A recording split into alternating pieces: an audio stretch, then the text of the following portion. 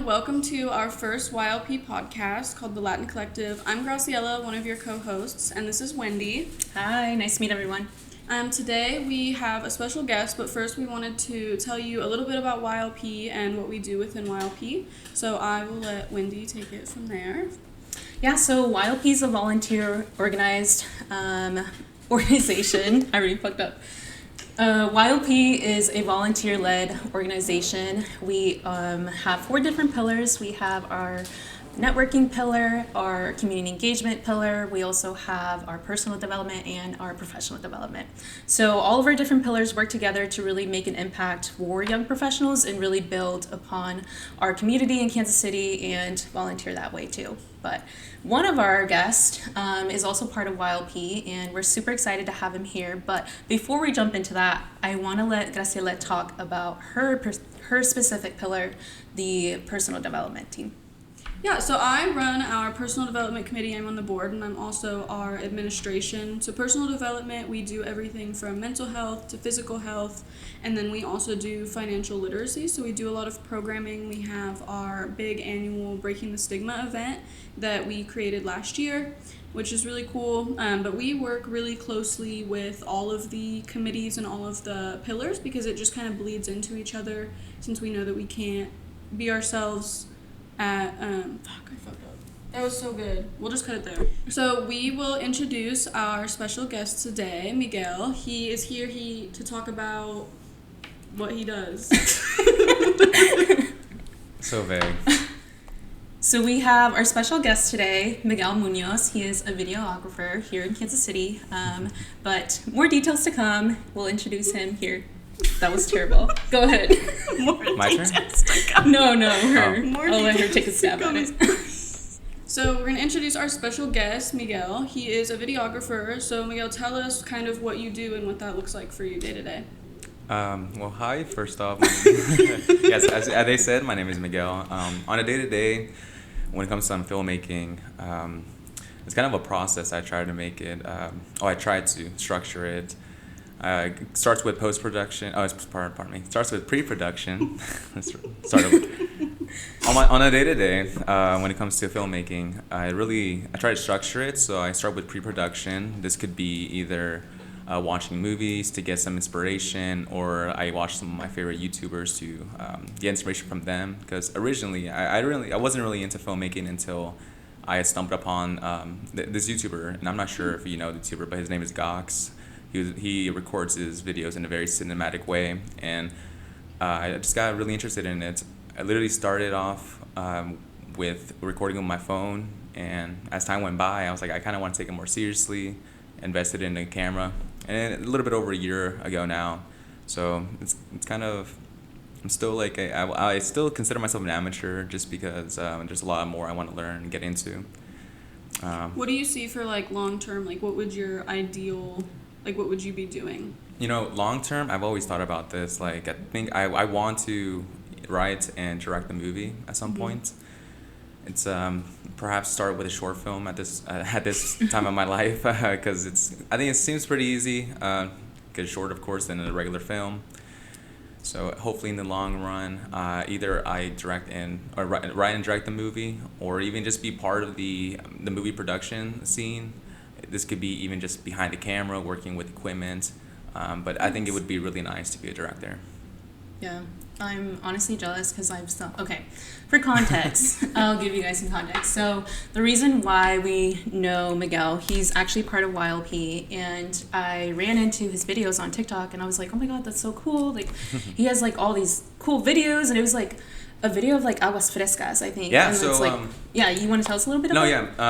The aguas frescas video is my friend Carlos. I've been friends with him for like about a decade now, since high school. So we've been really close, and he has his own like business when it comes to aguas frescas.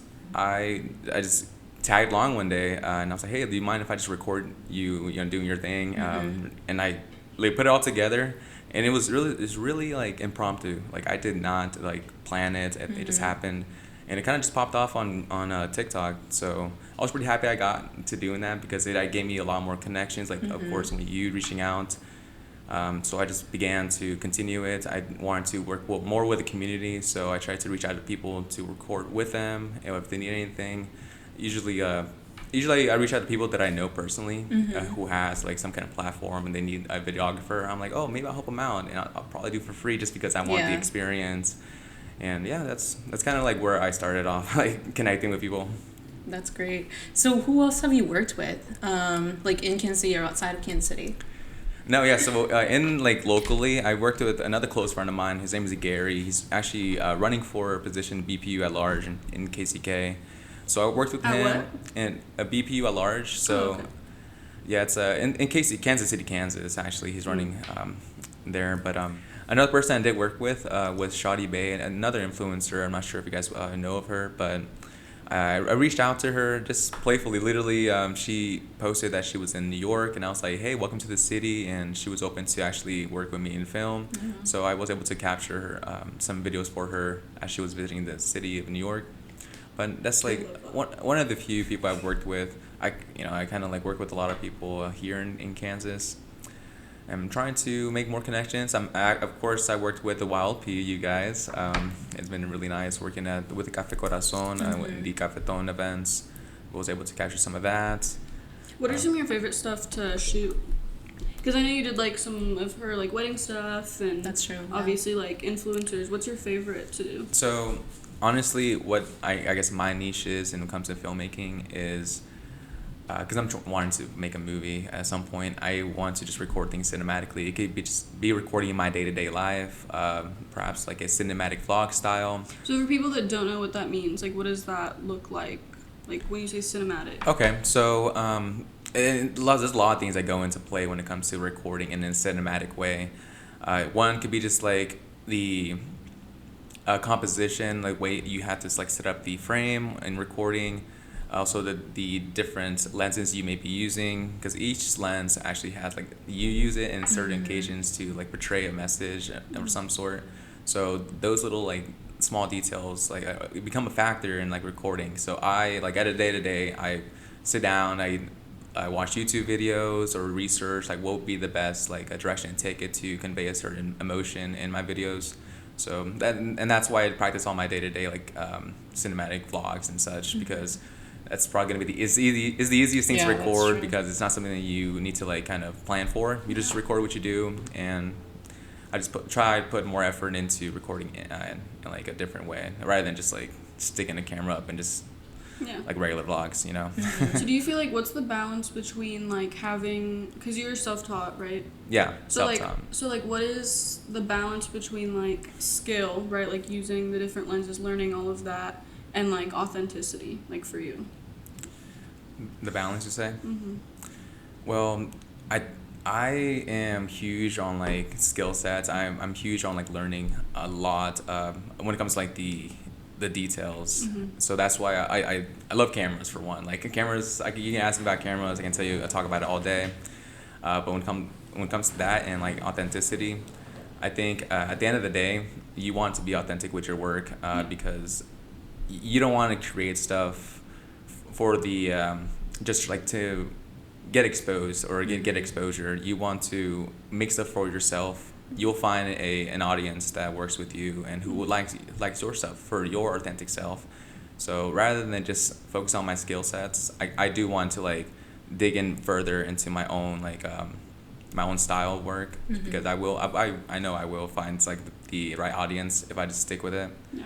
How do you feel like your style has changed over like time? You said how long ago did you like start with the phone, not like just getting the camera? And so I think it's been a bit over a year where I kind of like a hardcore like started videoing, because originally I was more into photography. I love photos and such, but then I just started realizing that like videos they're so much better. Like they're moving pictures, you can actually put more emotion into it and you can structure it further. So it's been a little bit over a year. As I was saying, I used to record on my phone. I had an iPhone 15 Pro last year, so I was still working with that, and it has its own cinematic like option on that. But Shout out Apple. yeah, shout out Apple. Sponsor us. But Yeah. It's, you said. I'm sorry. I was. How do you feel like your style has changed, or has it like Evolved. over that time? Yeah, or evolved. Okay. I think it's definitely evolved. I literally keep all my videos from like when I first started. I have a hard drive where I keep everything. And I like to look back at it because I am able to see how much I've changed. One of the big things I've seen change is how I like light my scenes and such. Lighting is definitely like a huge factor in videoing because they can make or break a video. That's true. I used to either overexpose my videos, which overexposing just means like it's way too bright, the highlights are like popping like off the charts, and that's not gonna look way too pretty. So I've seen myself get better in that aspect. Also, when it comes to color grading, so color grading in videos, what that basically means is Didn't you just do a video on that? a color. Yes. Yes. I think Yes. I saw, because I was like, what's color grading? Yeah, it's I just saw that one. Educating along the way. That's Yeah. So like color grading is basically like adding the color to the video. I record an S-Log on my Sony camera, which kind of when you see an S-Log video, it's the most watched video. Like it looks great, I would say, but the reason why it's like that, it literally holds on to the most information, gives you dynamic range, and making sure like you get the right color for your video that you want. So color grading is one of the main things I kind of want to work on. I recently partnered up with a company called Dehancer, where they actually help me. I utilize their platform or their system to color grade videos. So, and most recently, if you've seen my videos on like TikTok, you'll see that I've either tagged the company Dehancer. Since I partnered with them, I got a free subscription. So rather than paying for an application, because it's like typically $400 for the application itself. So I'm happily partnered with them. So I get like a 10% discount code to give to my viewers or anyone that wants it. With that being said, like it allows me to like do this film emulation look. Because I kind of love the film emulation. That's why I do that in my most recent videos. So think about like old cameras, those old film cameras. That kind of look, like it makes it look like it's an older camera. So things like the grain, the film, vintage look. Yeah. Almost, yeah. So that's kind of what I'm like leaning towards at this moment, especially since I have the application. I kind of want to utilize it as much as I can. So I may stick with that, the film look, since I have that application. I kind of want to continue using it on a day-to-day. So for anybody that's like watching this or wants some kind of like inspo for like young professionals or just like Latinos in general, what would you say is like a big hump that you went over, like maybe something that you could give advice to them if they're barely starting? Okay, and like content creation. Okay. That's crazy. I was literally thinking that.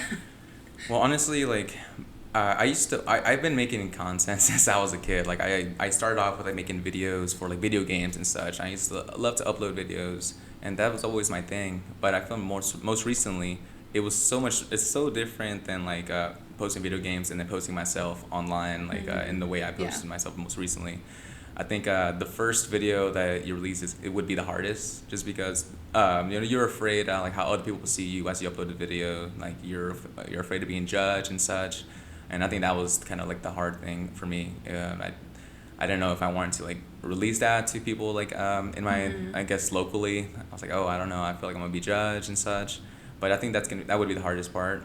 How I got over it, I literally just I sat down and practiced. I had videos that I've never uploaded that I like, oh, I wish I uploaded it back then.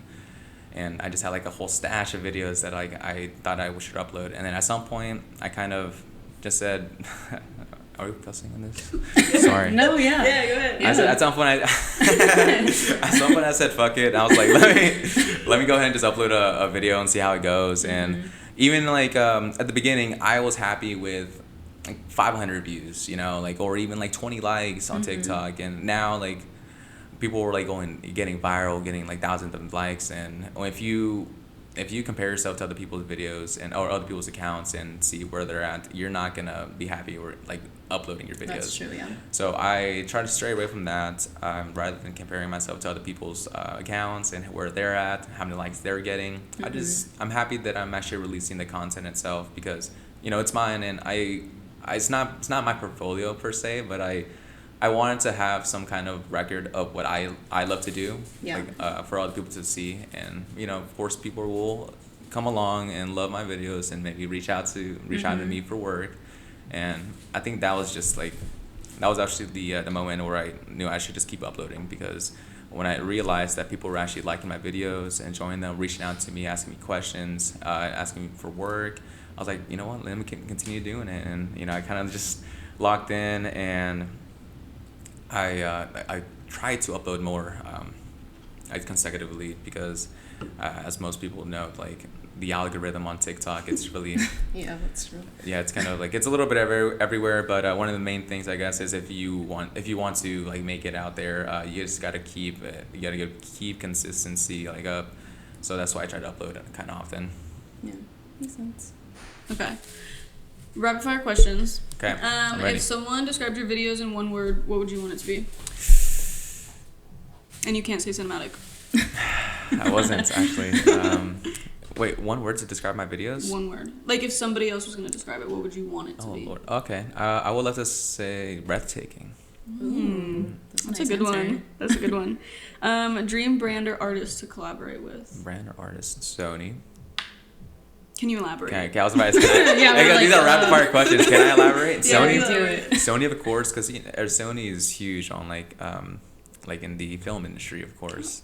So and the cameras, I shoot on a Sony FX30, which hopefully I can upgrade one day, and maybe Sony. Yeah. Shout out sponsor. Shout out Sony if you want to collaborate, send me FX3. Send me FX3, please. Okay, sunrise or sunset shoots? Oh shit, I think sunset. Wait, why? Why? More colors. Well, you said sunrise or sunset. Are you just not a morning person? Well, yeah. No, I'm a morning person. But anyway, off topic. I think sunrise. I think sunset, because I think it's a lot more warmer out when like the colors. I mean. Oh. Okay. Yeah, the sun, the actual sun, like the way like the Sets? the way it sets. The color that the sun like has at sunset is different than what it is at sunrise, and I think I like it because it's a lot more warmer. It's it gives that There's warm more feeling. colors usually, no? Sometimes? Yeah, I think Maybe so. Like the pink clouds and purple and such. shit? Yeah, more in usually in the fall time. Yeah, it's like right now? Right now, beautiful. Oh, if you could go back and like mentor yourself when you were first starting, what would be the first thing you teach yourself? I think I would teach myself structure, because having structure is actually it would actually help out to execute on your plans. Like what kind of structure? The pre-production aspect, like I was talking about earlier, the scripting. It could be creating mood boards, kind of like writing a message out to what you want to portray. Do you feel like your best videos or like anything that you've done has been scripted or more candid? I think the ones that I guess gotten more engagement on like social media were the ones that were like impromptu. Like I did not plan them. Do you enjoy those more? I enjoy recording in the moment, but it's not something I want to consistently do. I want to structure things. I think in the long run. Well, for a business, right? But there's like, I feel like it's easier structured for business, but also like it's something that you enjoy. If I'm trying to like write and like direct a movie at some point, structure would definitely have to be there. Right. Because there's a lot of moving parts in a film. Yeah. And I think having that structure is what I would want. That's why I would rather practice that now. So when I get to that point, like I'm ready to go. That makes sense. Did we just say something? That's crazy. Yeah, we said Love something. that. What's one way Casey could better support creatives? One way Casey can support creatives. It's like hire them. I think one way that Casey can support the creatives would be just more engagement. I think more community like work. Perhaps like more events that creatives can actually come together and meet and like connect with each other. I'm sure there is plenty like now. I personally have not attended a lot, and it might just be because I haven't been exposed to those quite yet. It's like maybe that's something that we worked on. Maybe they should have announced them further, and places like maybe I don't know, throwing stuff out there. Maybe they can do it at Cafe Corazon or like at a cafe, like announce like, hey, there's a creative networking event here and there. I personally haven't done that. That's good. We'll write that down for next time. I'm done. Write that down. Write that down. Write that down. What's one word that describes your 2025 vibe? Eventful. My 2025 vibe. Change is another one. That's a good word. I think I've been through lots of changes this year itself. Made a huge move. I actually moved to New York recently. I'm here in Kansas now, but technically just visiting. Temporarily. But heading back to New York at the end of the month. So that's where I'm gonna be like mainly based in. So I'm excited to get back there. Why the move? Well, the move, honestly. I keep stealing your question. Let me shut the fuck. You asked. It's okay. You're doing great. Wendy, you were asking why the move? I know. I'm like. Why you move? I can't even do that. I can't. No. Well, honestly, I've always. Ask again. No, it's okay. We'll keep it. I like it. Okay. I mean, unless you wanted to be more professional. No, it's fine. Anyway. So why did you make the move to New York then? Okay, so honestly, like I've been wanting to move out of the state for a while now, and since I'm 24 years old, and I'm pretty young. I think I want to like be able to experience new places, different cultures while I'm in my 20s. So I had the opportunity to go to New York and move to New York because one of my real close friends actually has lived there for about 3 years now. He's been wanting me to move there with them. He said, "Hey man, let me get an apartment together." And I always pushed it away. It was like, "Oh yeah, I got you." After my lease ends here, and then I start a new lease. I'm like, "Oh, gotta wait another 14 months." But this most recent lease ended back in July, and I was like, "All right, I think it's time to go ahead and make that move." So back in August, I headed out there. We are in one of the smallest apartments ever, but as New York style. Yeah, it's a very small apartment. But I'm out there, and I'm happy that I got to make that move. So you've been in Kansas City basically your whole life then? Yeah. I was born and raised in Wyandotte, Kansas City, Kansas. So know the area very well. So that's why I wanted to move. I've been here way too long, and I haven't moved anywhere. Haven't really experienced any other kind of culture other than Kansas Midwestern culture. The vibes in New York are so different. I really like it though. It's that culture shock that you appreciate. Like you feel alive being able to experience new people, and that's why I enjoy it. How do you feel like it'll help you with like being able to work for yourself and do videography full time? Moving to New York. I think there's a lot of opportunity in New York. There's so many people out there that are creatives. I think I want to make those connections. I have already started making connections over there. Have you gotten to work with anybody cool in New York? Yes. Well, there was someone visiting, an influencer, Shadi Bay, visited. I did record for her. That's Wendy's favorite influencer. Shout out Shadi Bay. I recorded for her for a weekend. She has some club events. I tagged along, was able to record her while she did her thing at the club. And also a little bit at the Times Square. I just, recorded her as she was like experiencing it for her first time there. So it was really nice. I was able to like experience what an influencer does, true. like in the behind the scenes. My friend tagged along as well. He actually took over the live stream camera for her. Oh, nice. So we were following her around Times Square while he was recording, and I was recording as well. So, and it kind of felt different being able to record. The guy that we're talking about. Oh. But yeah, so His ears were ringing. Yeah. something. Yeah. So I was able to experience the influencer life a little bit and how they roll and stuff. And I don't know. Would you do it again? Would I do it again?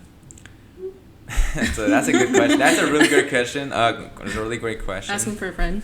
And I would do it. I would do it again. It does not hurt to like connect with more influencers and like work with them.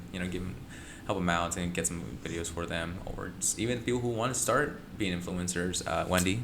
Thanks. And Graciela. You want to be an influencer as well, mics. right? Yeah, we got our mics. little mics. We'll test it out tonight. We're gonna be. Yeah, we're gonna vlog. we're gonna be collaborating very soon, guys. I think I'm gonna start writing a film. Wendy is gonna Yep. star in it. Heck yeah. Graciela. Graciela's gonna be a supporting character. That's crazy. She's gonna steal the show. Just watch. Exactly. Oh yeah, they always do. Those supporting characters. They always do. It's crazy. It's always the low key. It's always those characters you don't think that would be a huge impact. Like And then somehow it takes like over. Yeah. it's like, oh, that's my favorite character. That's funny. Listen, it's natural. I don't know what to tell you. Mhm. Any more rapid fire questions, Wendy? That was rapid fire? Gwendolyn? No, it was like middle fire. Not so rapid fire. I mean, we kind of talked about YLP already. You're kind of in the middle of it because you're in New York, but you're also here. Like, specifically, you've done obviously Café Corazon content, but is there anything like within the community that you're inspired to do, whether it's in Kansas City or just like in general? When it comes to like in the community, I do want to like help others. I'm huge on like helping other people. I love to, if I have a connection or have a skill that can like aid other people's like journey, I will definitely do that. So one of the things I want to do is like, of course, connect with more people who are starting off either filmmaking or become an influencer. Small things I can like share to get them rolling. I kind of want to do that or start. Would you work with like small businesses too? Yeah, of course. Like I was saying earlier, with my friend Carlos, he has a small business. So with the Aguas Frescas, like it's very it's a more on a personal level, especially with small businesses. Like you get able to connect with them and talk to them, and get exactly what they want for their business. I could work with a corporation in the future. Of course, that's gonna be a more on that corporate level. But I think small businesses is kind of where I want to stick with as of now. It's for I think they need more support than corporations, and that's why I do it. Makes sense. Okay, switching gears a little bit. What would you say is like the scariest or funniest experience you've had like filmmaking? Low key, it's probably gonna be the concern of my camera falling down. Oh, okay. Like it's a very expensive camera, and I'm always concerned if like when I put it on a tripod, like is it too windy? Like if I step away from the camera, like I don't want it to fall and like Videographer problems. Yeah, I've seen way too many videos online where people like drop their camera or like or if like you're recording a sports event and like some ball like comes at you with the camera, yeah. like I'm afraid like that like shatters my I see that it shatters my heart, and that's kind of the scariest thing. Yeah. Broken Up at night. It's that. Literally, yep. I have nightmares. Nice. Do you have any other questions? No, I've asked a million. Okay. Well, it was really nice talking to you guys today. Yeah, Miguel, thanks for coming out. We appreciate you for coming out and supporting YLP and all of the work you've done for YLP as a whole. So thank you so much again for coming. And My for pleasure. everyone that's watching, thanks for watching us. We're actually going to probably see Miguel again in New York. We're heading to the Hispanic Leadership Summit this month. So more to come on that. Hopefully get some videos out for you guys as well as we get some inspo from Miguel and tips on how to film. See you guys. Bye, guys. You gotta do your finger guns. I'm gonna stop.